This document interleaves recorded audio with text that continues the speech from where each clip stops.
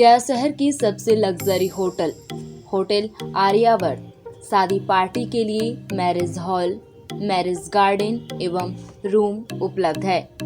हमारा पता साउथ गांधी मैदान नियर कर्कव्यू स्कूल, केवल बीघा रोड, गया। Mobile number 0631295021। नमस्कार, मैं ज्योति मिश्रा, आप देख रहे हैं आरएनए न्यूज। पटना के गोपालपुर थाना क्षेत्र के इलाहीबाग इलाके स्थित खेत के बीचों बीच एक कुआं से युवक का शव मिलते ही इलाके में हड़कंप मच गया, जहां स्थानीय लोगों की मदद से पुलिस शव को बरामद किया। शव की पहचान इलाहीबाग निवासी 30 वर्षीय धीरज लाल के रूप में की गई है। धीरज की मौत से परिजनों में कोहराम मच गया है, जहां स्थानीय लोगों की मदद से पुलिस शव को बरामद किया। सबकी पहचान इलाहीबाग निवासी 30 वर्षीय धीरज लाल के रूप में हुई। धीरज की मौत से परिजनों में कोहराम मच गया है, जहां परिजन धीरज की मौत को हत्या बता रहे हैं। परिजनों ने बताया कि धीरज पिछले 21 फरवरी से लापता था, जिसकी लिखित सूचना शुक्रवार की शाम परिजनों ने पुलिस को गुमशुदगी का दिया। पुलिस कुछ कर पाती तब तक खेत में धीरज का शव बरामद हो गया। फिलहाल पुलिस 30 वर्षीय युवक धीरज का शव कुआं से बरामद कर लिया, जहां शव को पोस्टमार्टम के लिए भेजकर मामले की जांच में जुट गई है। वहीं परिजनों ने धीरज की मौत को हत्या बताया है। गया बिहार विधान परिषद सीट है। राष्ट्रीय जनता दल के प्रत्याशी युवा कुमार नगेंद्र उर्फ रिंकू जी, जो गया के प्रत्याशी हैं राष्ट्रीय जनता दल से, इनकी पहली चुनाव है और युवा वर्ग के हैं। इनसे चलिए जानते हैं कि राजनीतिक क्षेत्र का, कि ये तो बिजनेसमैन बिजनेस के रूप में रहे हैं और इनका नया चेहरा, क्योंकि इस बार आरएनए न्यूज़ इनको बधाई भी दिया है। और गया से हमारा जो चुनाव समीक्षा हुआ है उसमें रिंकू जी भारी मतों से चुनाव इस बार जीत रहे हैं।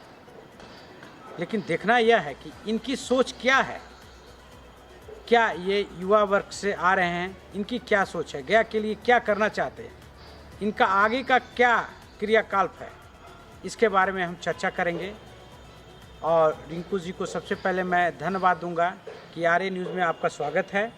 और मैं आपसे ये जानना चाहता हूँ कि चुनाव आपका पहला है और कैसा अनुभव कर रहे हैं। सबसे पहले सबको नमस्कार। आरएनए न्यूज़ को हम धन्यवाद देते हैं कि आज हमको अपने न्यूज़ चैनल पे हमको चर्चा करने के लिए समय दिया। सर, आपको एक थोड़ा संशोधन करना चाहते हैं। ये मेरा पहला चुनाव नहीं है। तो पिछले बार भी हम विधान परिषद चुनाव निर्दलीय के रूप में लड़े थे और चुनाव में आने के पीछे भी एक मकसद था, जो कहा जाता है ना कि आप मेरा क्षेत्र कुछ और था, इस क्षेत्र में कैसे कदम रखे। तो कदम रखने के पीछे भी मकसद था। मकसद ये था कि समाज में जो कुछ ऐसे लोग राजनीति में आकर के अपना प्रभाव, जनता का मत लेकर करके, जनता का ताकत लेकर के अपने आप को ताकतवर बन करके अपनी ताकत का नुमाइश करते थे और बोलते थे कि मेरे अलावा कोई चुनाव लड़ नहीं सकता है।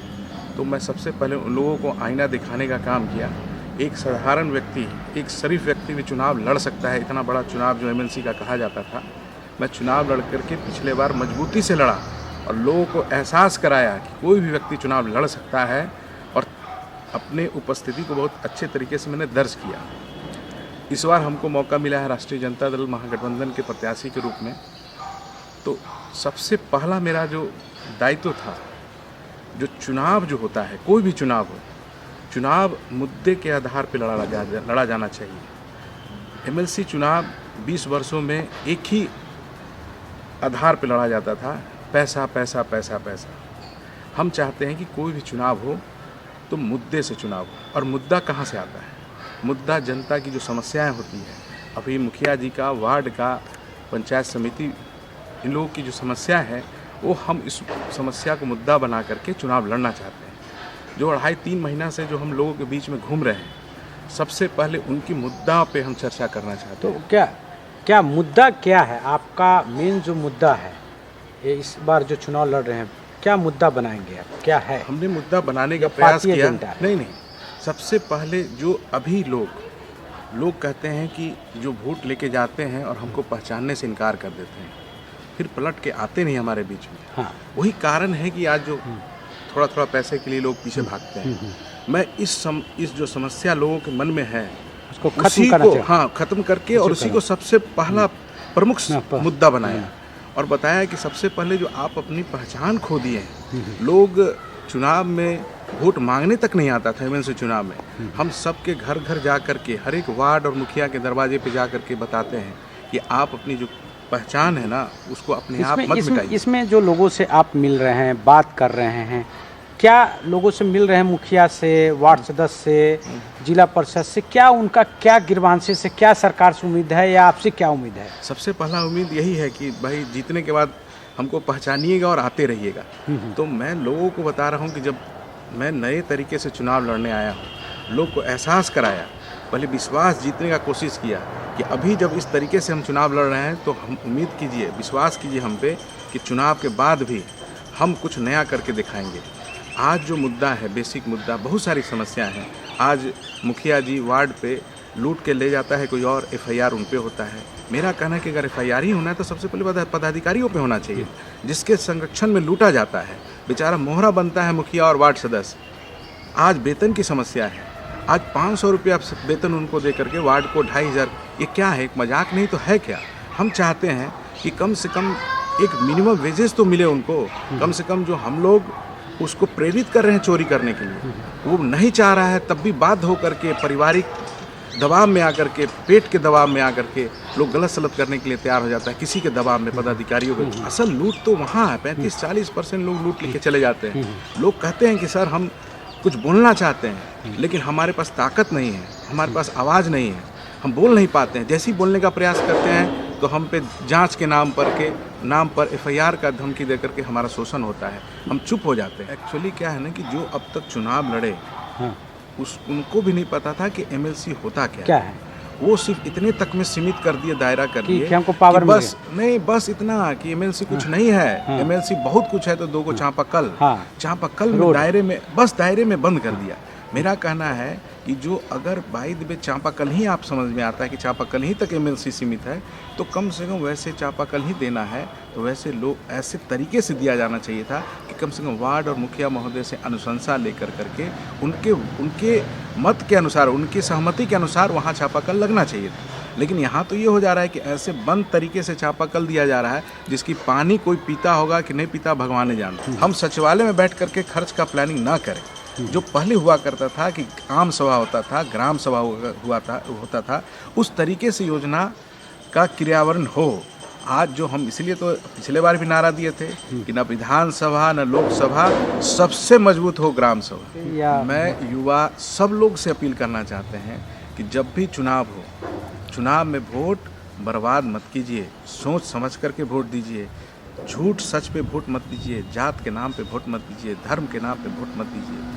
हम सबसे आग्रह करते हैं कि आप देखिए जिसको आप वोट देने जा रहे हैं उसका व्यक्तित्व क्या है, उसके बारे में देख करके, सोच करके वोट दीजिए। क्योंकि वोट 5 साल के लिए आप देते हैं। कोई ऐसा नहीं है कि आज वोट दिया, गलती हो गई, कल बदल देंगे, नहीं। आप 5 वर्षों के लिए वोट देते हैं, अपना फिर गलत जगह वोट दे करके 5 साल तक सिर्फ पछताने का काम ना करें। यही सबसे आग्रह है। जैसा कि आपने देखा कि रिंकू जी से जो हमारी जो बात हुई, बहुत विस्तार से बात हुई, ये अच्छी बात है।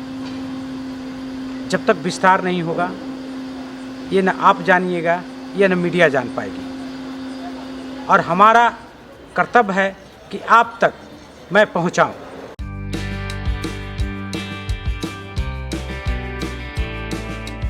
जय माता दी फर्नीचर, एल्डर फर्नीचर के साथ सेविंग के साथ 25% की भारी छूट। हमारे यहाँ रेडीमेड फर्नीचर, अलमारी, सोफा, कुर्सी, ड्रेसिंग टेबल, गद्दे आदि शादी विवाह से संबंधित फर्नीचर उचित दाम पर उपलब्ध है। हमारा पता जय माता दी फर्नीचर, रमना रोड, कन्या पाठशाला के नजदीक। हमारा मोबाइल नंबर 7488079779। भरोसा है, समझौता नहीं।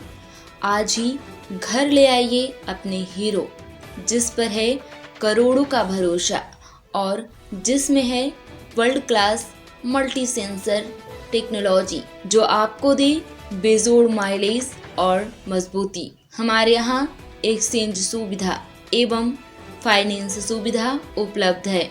हमारे यहाँ हीरो की सभी गाड़ी जैसे Splendor, passion pro, glamour, extreme 160 एवं स्कूटी के लिए अवश्य पधारें। हमारा पता श्री ओम साई ऑटो, गया कॉलेज के सामने। हमारा नंबर 7574826963।